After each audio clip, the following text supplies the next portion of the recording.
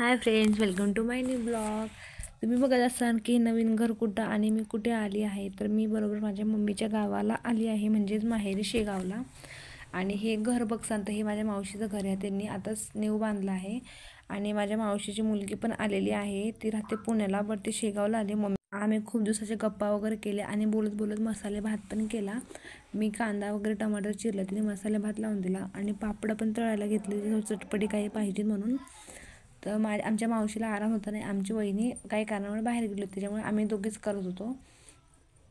पापड वगैरे तळले, ती अर्धे तळले, मी अर्धे तळल्यानंतर मी पापड वगैरे ठेवून दिले एक टोपमध्ये. नंतर भात काढला, मी कचरा वगैरे भरला आणि तिने भात घेतला. त्यानंतर आम्ही जेवायला घेतलं आणि आम्ही खूप दिवसानंतर भेटलो. तसं 1 वर्ष तरी झालं असेल आमच्या दोघींनी आम्ही भेटलो नाही.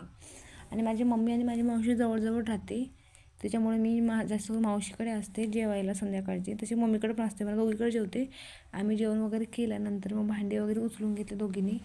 मावशी पण जेवली, नंतर मावशीने पण थोडे हेल्प केली दोघींना. नंतर झाडू काढते, बट माझी बहीण बोलली की मी झाडून काढते, मग तिने झाडून काढलं.